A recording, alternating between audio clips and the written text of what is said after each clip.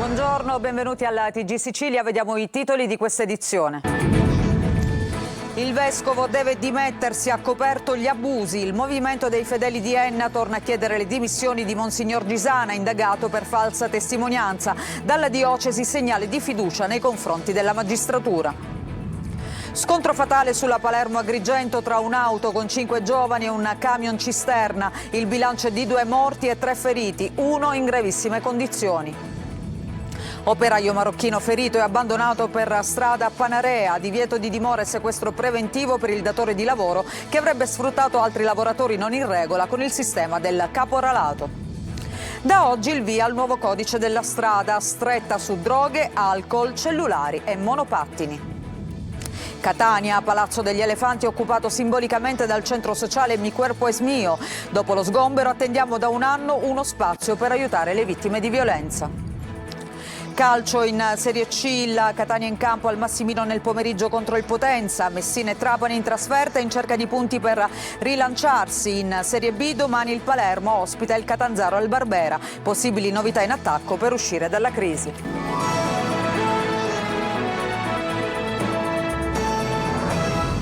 Ancora ben trovati, lo avete sentito, ad Enna dopo la chiusura delle indagini per falsa testimonianza il movimento Non accetto prediche da chi copre un abuso torna a chiedere le dimissioni del vescovo di Piazza Armerina Rosario Gisana, ma dalla diocesi arriva un segnale di fiducia nei confronti della magistratura. Gerry Italia.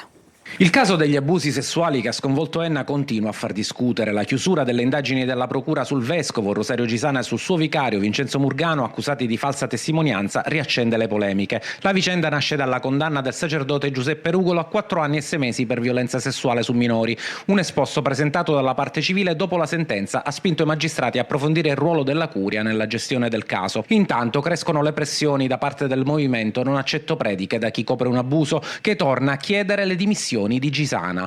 Il re è nudo, affermano i portavoce, sottolineando la necessità di una presa di responsabilità. Una presa di posizione netta, quella del movimento, nata anche dalla diffusione delle intercettazioni, contestate dalla difesa, che in alcuni stralci racconterebbero di come il vescovo avrebbe proposto alla famiglia della vittima un indennizzo per chiudere la vicenda.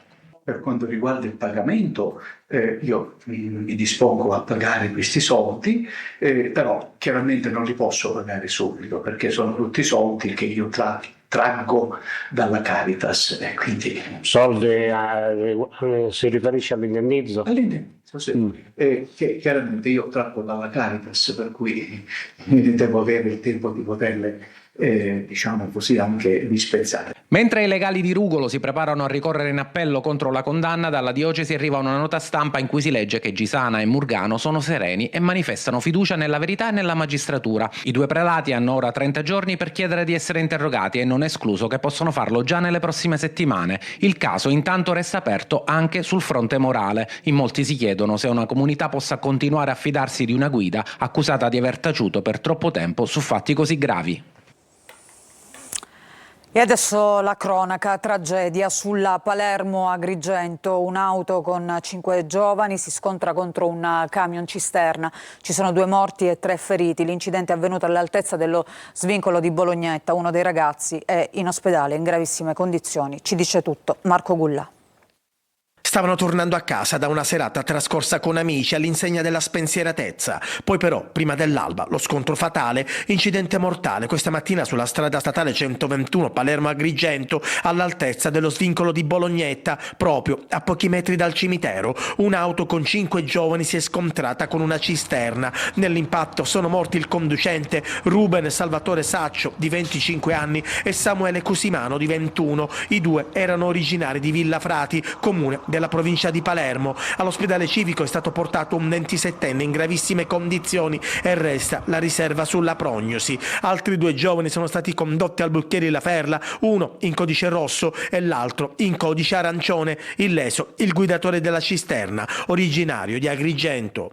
In questo momento i vigili del fuoco stanno lavorando sull'auto incidentata e soprattutto stanno cercando di estrarre la seconda vittima dalle lamiere, come vediamo anche dalle immagini. Parenti delle vittime in lacrime sul luogo dell'incidente. La fidanzata di una delle due vittime è disperata. Come farò senza di te, grida, mentre una donna la sostiene. Incidente che arriva proprio nel giorno in cui entra in vigore il nuovo codice della strada. Un operaio magrebino si ferisce mentre sta lavorando e viene abbandonato per strada dal datore di lavoro. Adesso i carabinieri hanno eseguito un'ordinanza di divieto di dimora e sequestro preventivo proprio nei confronti del datore, che a Panarea avrebbe sfruttato altri 7 lavoratori marocchini non in regola con il sistema del caporalato. Sentiamo. Si stava recando presso uno dei depositi della ditta operante a Panarea, alle Olie, quando a un certo punto è caduto, rimanendo schiacciato dal ribaltamento del muletto e riportando diverse fratture. L'uomo, un operaio irregolare proveniente dal Marocco, non è stato però soccorso, ma allontanato dal luogo dell'incidente è stato abbandonato nei pressi di una strada, dove poco dopo veniva aiutato da un passante che lo accompagnava alla guardia medica per poi essere trasferito all'ospedale Cannizzaro di Catania.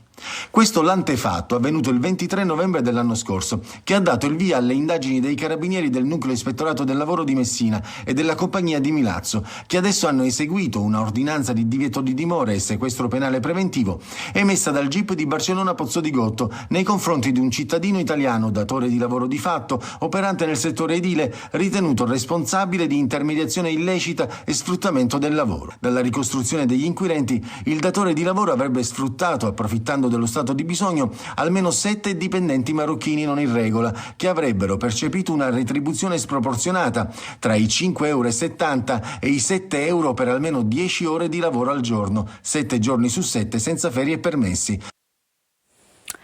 E da oggi il via al nuovo codice della strada, quindi strette su multe, cellulari e monopattini. Sentiamo le novità.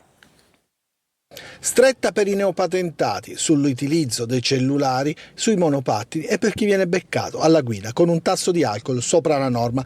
Entra in vigore da oggi il nuovo codice della strada, che introduce misure più severe, a cominciare dall'utilizzo dei telefonini al volante, abitudine difficile da cancellare, che prevede multe da 250 € a 1.000 € ed una sospensione automatica della patente di una settimana, oltre che 10 punti in meno sulla patente. Ma anche andare contromano senza cintura viene sanzionato in maniera più pesante. Tolleranza zero anche per chi guida in stato d'ebbrezza o sotto l'effetto di stupefacenti. Sanzioni da 2.170 € alla doppia, sanzione pecuniaria e detentiva nei casi gravi, mentre l'eccesso di velocità comporterà multe sino a 880 € e sospensione della patente da 15 a 30 giorni. Sono delle regole giustissime, è giusto stare più attenti perché effettivamente i morti per la distrazione sono immensi, quindi è meglio stare più attenti, giusto avere queste sanzioni. Novità anche per i monopattini: scatta l'obbligo di targa, casco e assicurazione, divieto di circolazione contromano e limite di velocità a 50 km. Io uso giornalmente il monopattino e reputo che possa essere una cosa utile, ma forse in qualche punto è un po' eccessiva. Sono dei mezzi che, se usati con accortezza, non li reputo eccessivamente pericolosi. Certo, se lo utilizzi come un motorino, pensi di avere un motorino, chiaramente lì diventa un mezzo molto pericoloso. I neopatentati invece potranno guidare auto più potenti sino a 75 kW, ma il limite sarà per i primi 3 anni, mentre prima era solo per 1 anno. Oggi è l'Influ Day, la giornata di sensibilizzazione sulla vaccinazione anti-influenzale. Nelle piazze c'è anche la possibilità di vaccinarsi. Noi siamo andati a Catania, in Piazza dell'Università, con Adelaide Barbagallo. In Piazza Università, accanto ai mercatini di Natale, lo stand dell'ASP di Catania per sollecitare i cittadini alla vaccinazione. È un diritto alla salute, è un atto importante che serve a prevenire l'insorgere di eventuali patologie. Lo facciamo assieme a partner istituzionali importanti, di aziende ospedaliere dell'area metropolitana e assieme ovviamente all'università. È l'Influ Day, una giornata di sensibilizzazione con la possibilità per chi lo vuole di vaccinarsi contro l'influenza.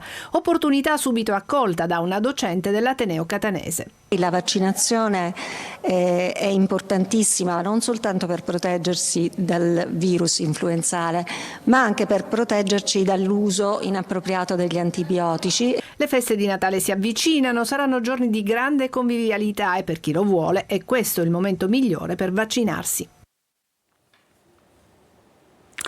Babbo Natale con una coppia di supereroi, Superman e Spider-Man, per divertire i piccoli pazienti malati di tumore. La strana compagnia è partita da Catania per andare all'ospedale Regina Margherita di Torino, reparto oncoematologia pediatrica, per regalare doni ai ragazzi e ai bambini ricoverati. L'associazione Angelica, la forza del sorriso, nasce da un'idea della famiglia della bambina, papà Salvo e mamma Maria Grazia e anche il piccolo fratellino Gabriele, che vogliono trasformare il dolore in amore, continuando quello che aveva seminato Angelica nei suoi pochi anni di vita.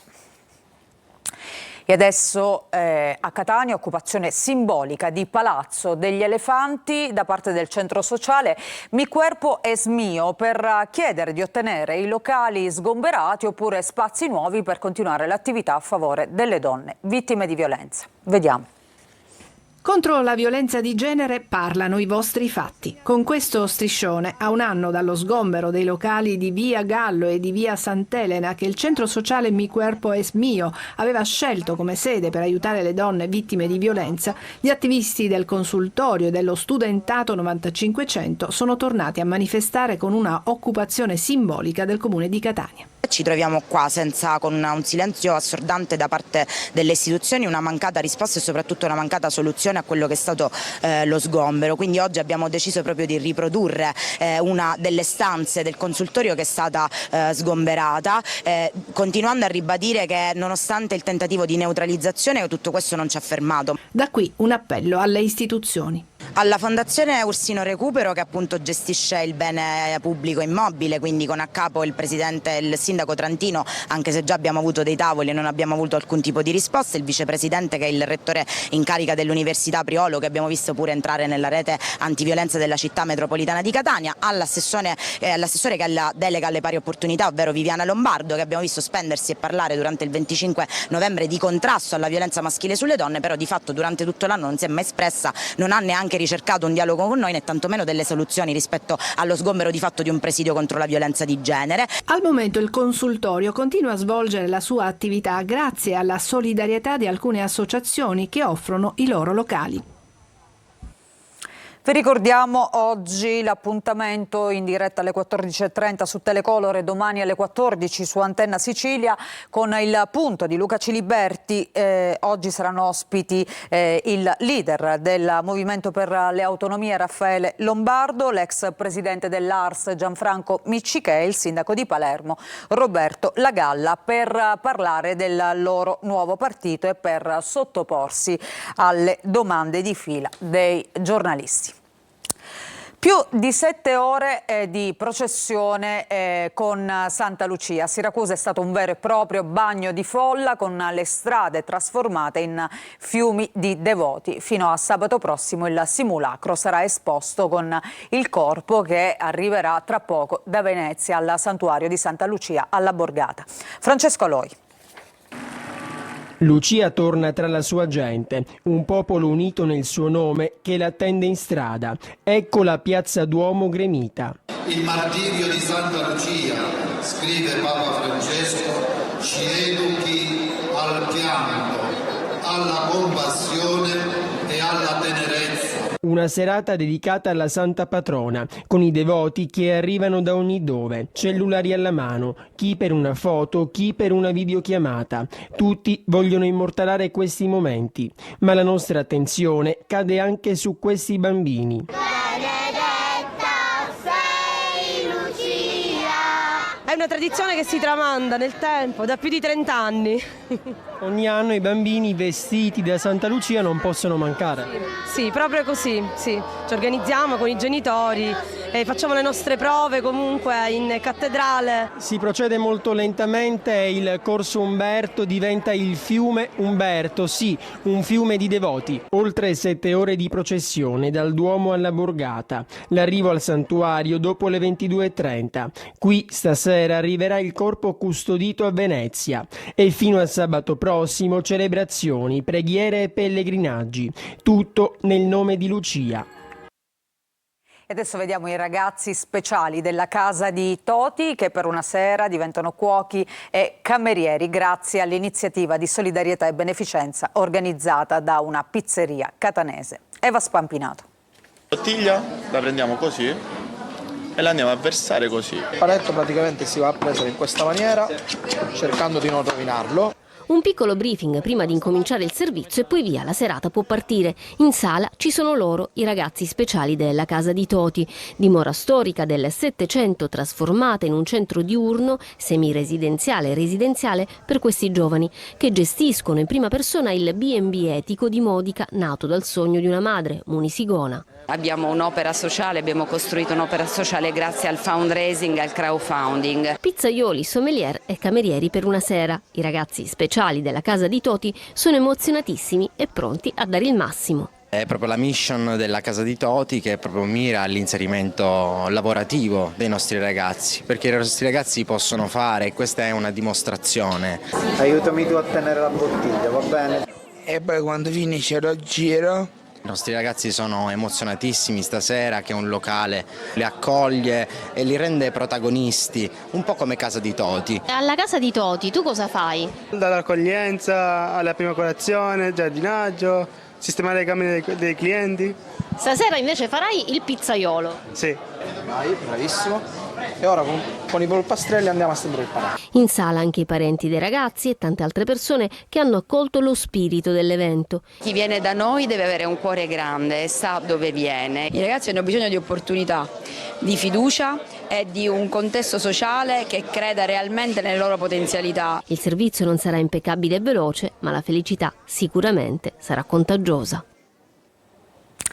E noi ci fermiamo per una pausa, torniamo tra poco con la nostra pagina dedicata al calcio, pomeriggio di impegni per quanto riguarda le siciliane di Serie C. In campo scenderanno il Catania, ma anche il Messina e il Trapani. A tra poco.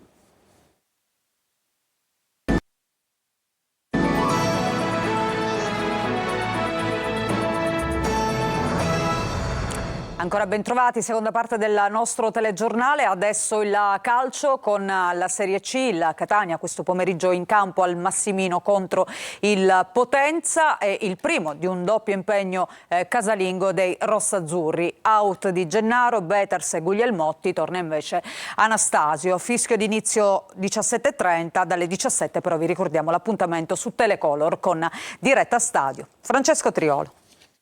Il momento di accelerare, il momento di fare della compattezza del gruppo la propria arma vincente, lo ha detto a chiare lettere ieri Mimmo Toscano nel presentare la partita di oggi pomeriggio al Massimino contro il Potenza. Serve una vittoria che non valga solo per la classifica, anche quella, ma che soprattutto serva ad alimentare fiducia, entusiasmo e dare continuità. E poi, aspetto non secondario, con una vittoria i rossazzurri scavalcherebbero proprio i lucani in classifica. L'avversario lo presenta proprio Mimmo Toscano. Ha un'identità ben precisa e ben definita. La maggior parte delle partite le ha disputate con un 4-3-3 molto dinamico e molto fluido.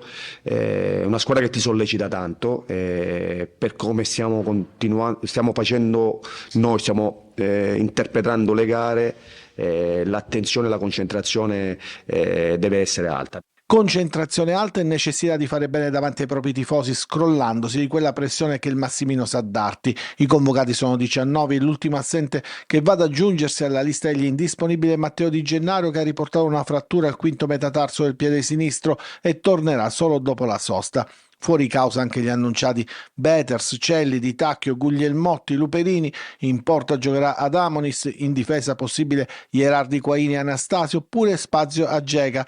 Più difficile Castellini. Torna tra i titolari Anastasio, che ha scontato la squalifica, in avanti conferma per Jimenez, Stop ed Inglese. Calcio inizia alle 17:30 su Telecolor, dalle 17, 3 ore live con diretta stadio. Collegamenti al Massimino, analisi del match, le interviste post partita in anteprima e i vostri commenti via WhatsApp al numero 342 77 12 855.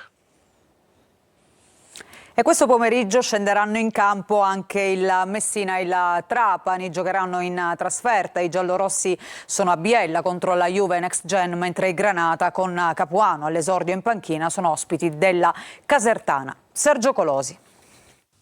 Il Capuano Ter parte da Caserta. Dopo la rottura con il Taranto e il mese di Foggia, Ezio Capuano cambia squadra per la terza volta in stagione e da oggi cerca rilancio e riscatto con il Trapani. Antonini sperimenta il suo ritorno in panchina per restituire dignità e classifica ad un organico che vale molto di più degli attuali 24 punti. C'è tanto lavoro e le prime indicazioni di Caserta torneranno utili anche al direttore sportivo Pavone nell'ottica del prossimo mercato. Si riparte ovviamente dal 3-4-3, ristabilendo alcune gerarchie in attacco con il tridente Canutè-Lescano-Bifulco. La vittoria di Crotone ha interrotto la serie consecutiva di 6 pareggi, 11 in 18 giornate della Casertana, che punta a salutare la zona play-out. Capuano studia il futuro, ma cerca subito vittorie e consensi, motivando una squadra che non ha mai espresso con continuità il suo potenziale. Sull'orlo di una crisi di nervi senza ritorno, il Messina affronta a Biella la Juve Next Gen, rilanciata dal ritorno di Brambilla e dai successi contro Taranto e Cavese. I giallorossi, privi di figure societarie e tecniche di riferimento, quasi abbandonati al loro destino, sperano di respingere gli attacchi degli avversari in uno scontro salvezza dal sapore di sorpasso bianconero. L'unico che resiste è Modica, che potrebbe scegliere un 3-5-2 più coperto, assenti Pedicillo e Re. E adesso la Serie B, vigilia di match per il Palermo che domani al Barbera affronterà il Catanzaro dell'ex Pigliacelli. Brunori dovrebbe tornare titolare. Marco Gulla. Potrebbe essere Brunori la chiave di Dionisi per provare a dare una sterzata al Palermo. L'attaccante, se non dovessero cambiare al momento le strategie offensive del tecnico rosanero, dovrebbe essere titolare nel match di domani al Barbera contro il Catanzaro. Il Palermo è in ritiro da 3 giorni proprio per preparare questo match, una partita che arriva dopo la debacle di Carrara e il definitivo addio ai sogni di gloria da parte dei siciliani. Al Barbera contro un Catanzaro vivace e solido, soprattutto in avanti, il Palermo cercherà di tornare alla vittoria e guardare con ottimismo al finale di anno. Non ci sarà Diachité, infortunato. Vista l'assenza anche di Pierozzi, Dionisi dovrà scegliere tra calciatori con un minutaggio bassissimo in stagione. Buttaro favorito su Peda. Al centro ci sono di nuovo Banica e Nicolao. Segre potrebbe tornare dal primo minuto nella posizione di mezzala destra. In regia ci sarà ancora Ranocchia, mentre Verre potrebbe essere confermato come mezzala sinistra. Riflessioni in corso sull'attacco. Brunori dovrebbe giocare dall'inizio. Dionisi ci sta pensando. Matteo settimana scorsa l'ho visto meglio, l'ho visto più dentro e quindi mi sembrava giusto dar più minuti a Matteo, perché poi Matteo lo conosciamo tutti. È un giocatore del Palermo, è il capitano, perché no? Al momento il 9 rosanero sarebbe in vantaggio su Henry per il ruolo di prima punta. Sulle fasce potrebbero agire Insigne a destra e il rientrante Di Francesco a sinistra. E con questo servizio noi ci fermiamo. Questa edizione del TG Sicilia termina qui. Grazie per averci seguito. Vi ricordo il prossimo appuntamento con l'informazione alle 20. Grazie ancora una volta a tutti voi e buon proseguimento di giornata.